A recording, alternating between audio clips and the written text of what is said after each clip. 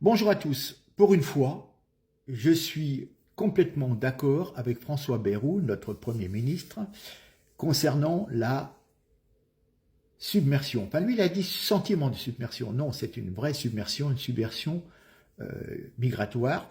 Et rappelez-vous ces termes, quand nous étions à l'école, nos classiques, couvrez ce sein que je ne saurais voir. C'était, je crois, dans Tartuffe. Et justement, tous ces gens d'opposition qui s'offusquent, ils s'indignent des mots plutôt que de regarder la réalité en face.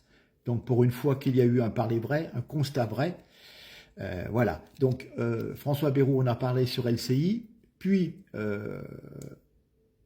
dans l'hémicycle de l'Assemblée nationale, je vous invite à regarder ces deux sujets et je reviens vers vous. Je ne crois pas que ce soit mieux d'être métissé que de ne pas l'être. Je pense que les apports étrangers sont positifs pour un peuple à condition qu'ils ne dépassent pas une proportion. Je pense que la rencontre des cultures est positive. Mais dès l'instant que vous avez le sentiment d'une submersion, de ne plus reconnaître votre pays, de ne plus reconnaître les modes de vie ou la culture. Dès cet instant-là, vous avez rejet. On y est en France, selon vous? Est-ce qu'on y est en France, oui ou non? On approche. En tout cas, c'est dans cette zone qu'on se trouve. Et un certain nombre de villes ou de régions sont dans ce sentiment.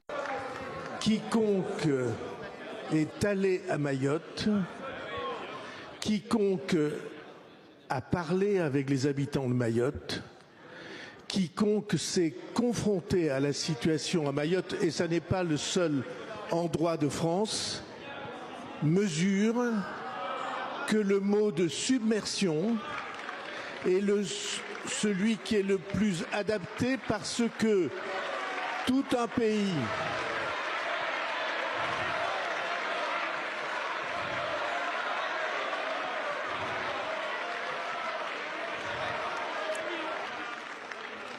Ce ne sont pas les mots, Monsieur le Président Vallaud, qui sont choquants, c'est les réalités. Donc, effectivement, là, il fait le constat, mais il ne propose rien. D'ailleurs, on va le voir avec Jean-Philippe Tanguy qui va nous en parler. Mais c'est flagrant dans certains quartiers, c'est le bled. Ce sont aussi des ventes d'aliments sur le trottoir sans aucune norme d'hygiène. Par exemple à Vénissieux, vous ne pouvez plus acheter de porc ni d'alcool parce que le seul supermarché, il a été transformé en supermarché halal. J'ai discuté avec des gens de Vénissieux qui sont issus de l'immigration, qui me disent on nous rajoute des migrants de plus en plus dans les logements, ce qui fait qu'on s'en sort pas. Et puis nous qui avions investi dans Vénissieux en achetant des appartements il y a une dizaine d'années, nous perdons de l'argent, nous ne pouvons pas les revendre, personne n'en veut. Et le prix de ces appartements, qui était au départ un investissement, vous voyez, c'est faire preuve d'intégration de ces gens qui ont fait leur vie en France, etc. Et du coup, ils sont pénalisés aussi parce qu'on en rajoute trop, voilà. Hein. Et donc, c'est des tribus, c'est le bled, on fait le bled. Alors, les gens qui, il y a 30 ans, sont venus s'installer en France pour justement accéder à une certaine civilisation occidentale, un certain confort, une certaine qualité de vie, etc., le bled les a rattrapés et à force d'entasser des gens qui viennent de je ne sais où, qui n'ont pas les us et les coutumes, voilà, ça devient l'anarchie, ça devient le trafic, ça devient le vol, l'insécurité, on vous poignarde pour un rien, voilà.